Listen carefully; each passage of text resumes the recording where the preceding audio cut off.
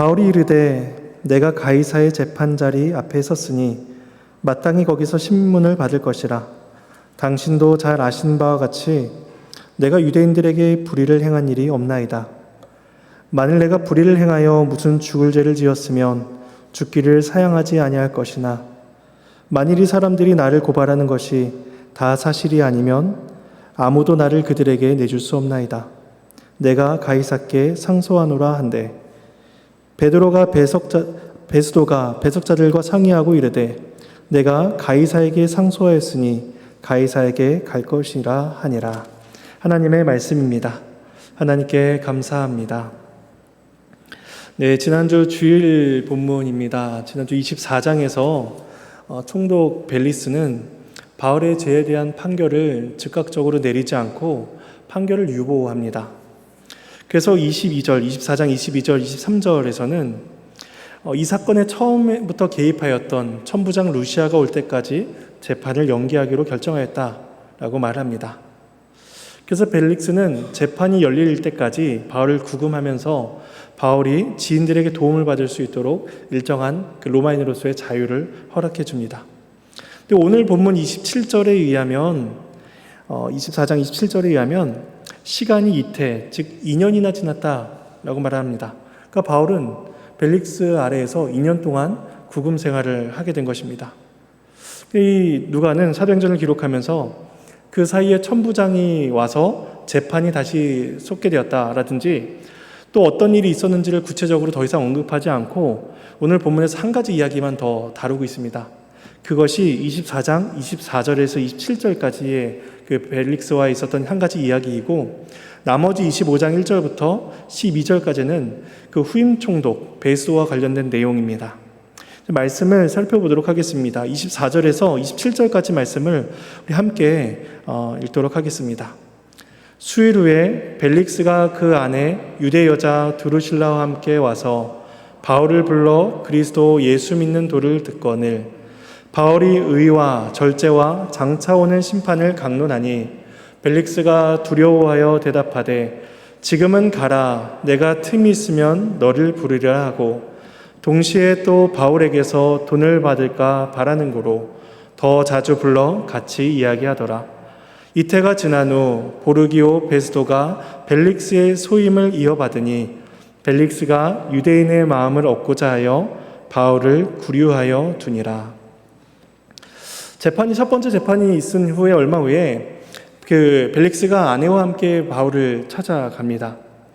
그의 아내는 드루실라라는 이름의 유대인으로서 이전에 복음서에서 나타났던 헤롯 아그리파 1세의 딸이었습니다. 그녀가 유대인이었다, 유대 여자였다라고 밝히고 있는데 그 이유는 아마도 그녀가 유대인으로서 그리스도의 그 도에 대해서 말씀에 대해서 관심이 있었고 또 그로 인해서 남편에게 권하여 복음을 함께 들었음을 짐작하게 합니다. 근데 바울이 그들에게 들려준 것은 예수 믿는 믿음에 대한 것이었다라고 이야기하면서 그 내용에 대해서 이야기하기를 의와 절제와 장차 오는 심판에 대한 것을 이야기했다라고 이 세 가지 주제를 요약해서 설명해 주고 있습니다. 근데 이 세 가지 주제는 이 벨릭스 부부에게 매우 필요한 말이었으면서 동시에 매우 불편한 주제이기도 했습니다. 왜냐하면 벨릭스는 총독으로서 굉장히 탐욕과 탐심이 가득한 불의한 사람이었습니다. 의와는 관계가 없는 먼 사람이었던 것이죠. 또한 이 벨릭스와 드루실라는 역사가들에 의하면 이미 여러 번 결혼한 경력, 이혼과 재혼을 여러 번 반복한 경력이 있는 사람들로서 절제와는 거리가 있는 사람들이었죠. 그들 부부의 불의와 부도덕함은 장차 다가올 심판의 날에 그들이 받을 보응과 심판이 있다라는 사실을 그들에게 상기시켜주는 주제였습니다. 그들은 바울이 전하는 복음을 통해서 종교적인 평안이나 또한 지적인 만족을 구했을지도 모르지만 바울은 이 세 가지 주제, 의와 절제와 심판, 이 세 가지 주제를 통해서 그들의 삶이 변화해야 된다라고 말을 합니다. 바울은 벨릭스가 듣고 싶어하는 주제를 말하지 않고 그에게 필요한 주제를 이야기하고 있는 것이죠. 이것은 앞서 있었던 다른 사람들의 태도와는 매우 상반된 태도였습니다. 왜냐하면 24장 3절에 보시면은 변호사가 이렇게 이야기합니다. 변호사 더둘로가 24장 3절에 이렇게 이야기합니다. 벨릭스 각하여, 우리가 당신을 힘입어 태평을 누리고 또 이 민족이 당신의 성견으로 말미암아 여러 가지로 개선된 것을 우리가 어느 모양으로나 어느 곳에서나 크게 감사하나이다. 당신 덕분에 우리가 이렇게 잘 살고 있습니다. 우리가 태평을 누리고 있습니다. 이러한 말은 그 당시 총독으로서 굉장히 만족할 만한 최고의 찬사였을 것입니다. 바울 또한 총독의 마음을 흡족하게 하고 자신이 그렇게 구금된 상태에서 오랫도록 그 상태로 있는다는 것은 매우 불편한 일이었기 때문에 거기서 조금 더 그 벨릭스의 호의를 얻고 풀려나기 위해서는 그 변호사 같은 그런 찬사, 호의에 가득한 말을 할 법한데 바울은 전혀 그런 주제를 이야기하고 있지 않습니다. 바울은 그의 마음을 사는 것에 중요한 것이 아니라 도리어 의와 절제와 심판을 통해서 벨릭스 자신이 자신의 결함과 부족함을 보게 하고 그 자신에게 아무런 의가 없음을 깨닫고 하나님 앞에 나오기를 바랬던 것입니다. 그래서 바울은 그에게 회개하고 돌이킬 것을 가르칩니다. 복음은 귀에 달콤한 말을 하는 것이 아니라 사람의 죄악됨과 하나님의 공의, 회개와 구원을 이야기하는 것이기 때문입니다.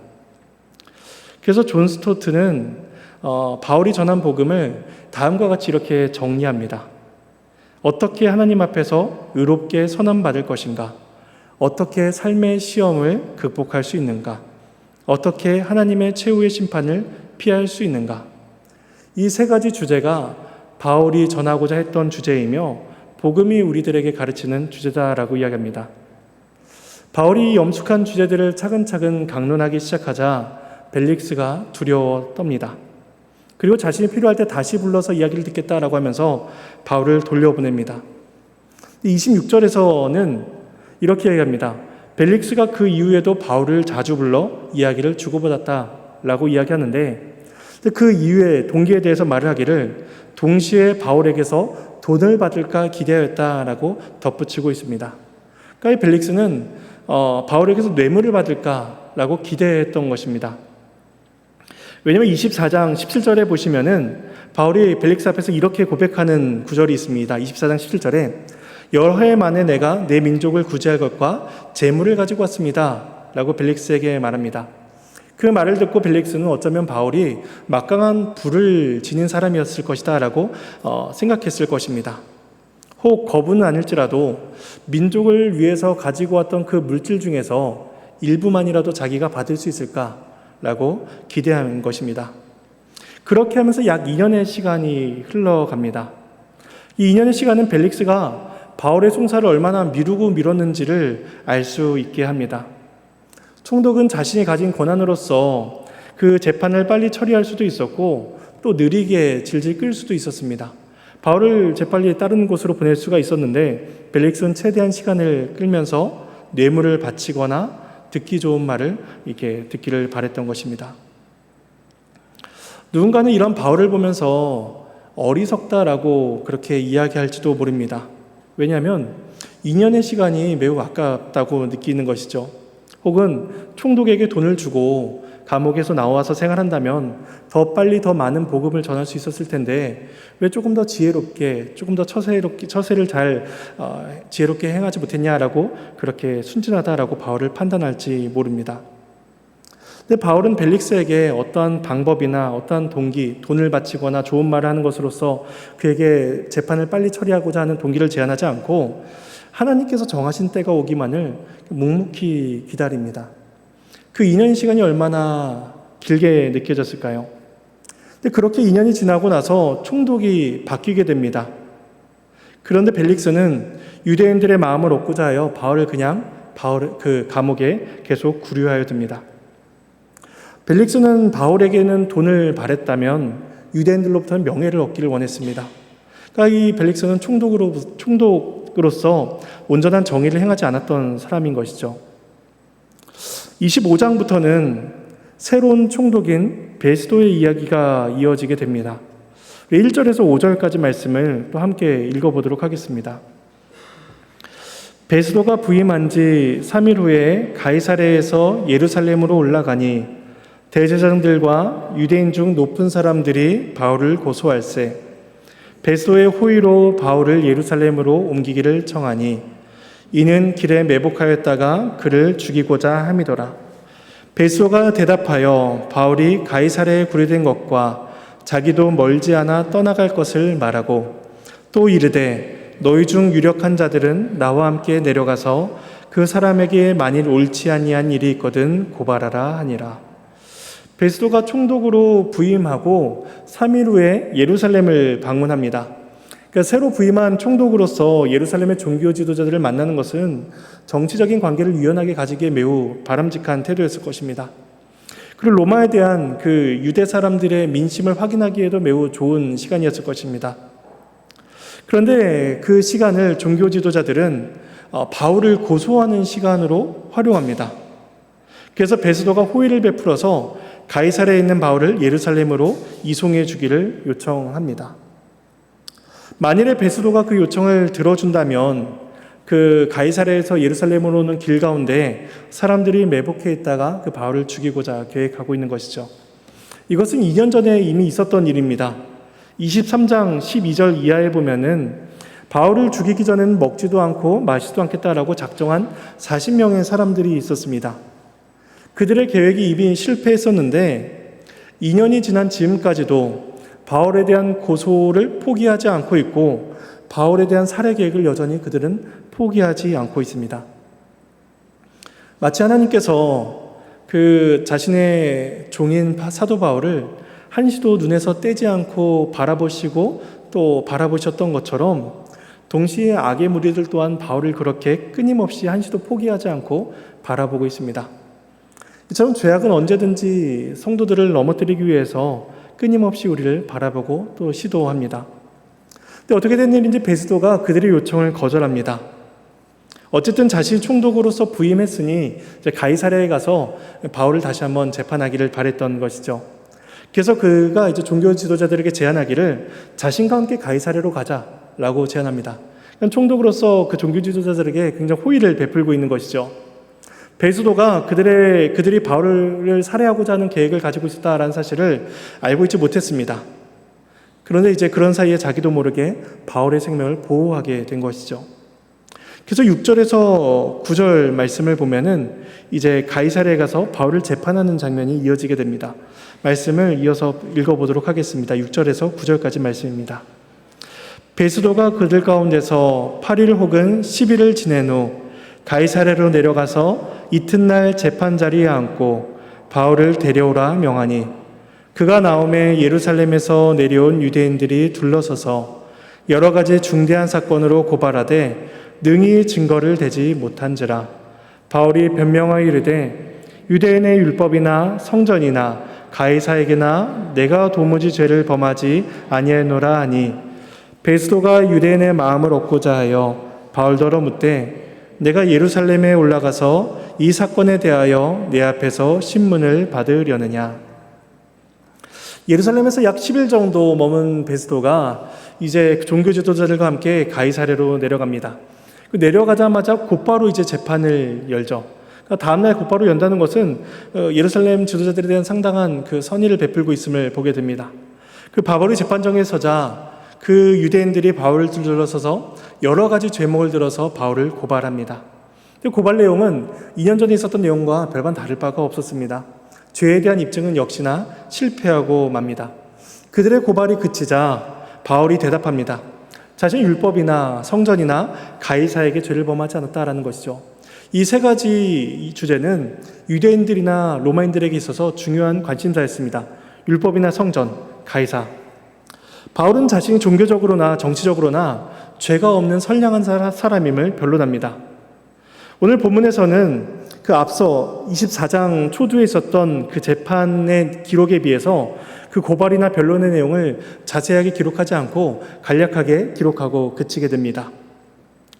바울의 무혐의가 입증되었기 때문에 여기에서 재판이 끝날 수 있었지만 이 베스도 역시 그 선임 총독이었던 벨릭스와 유사하게 동일하게 행동합니다. 그것에 대한 합당한 판결을 내리지 않고 유대인의 마음을 얻고자 해서 새로운 제안을 하는 것이죠. 그래서 베스도가 양측의 발언을 다 들은 후에 바울에게 죄가 없다라는 사실을 확인하고 바울에게 또다시 질문합니다. 예루살렘에 올라가서 재판을 받을 생각이 없느냐 하는 것이었습니다. 바울은 자신이 예루살렘으로 올라간 이유가 없으며 또 주께서 자신에게 주셨던 그 계시의 말씀, 로마로 가서 복음을 전해야 된다라는 그 말씀을 기억하고 있었습니다.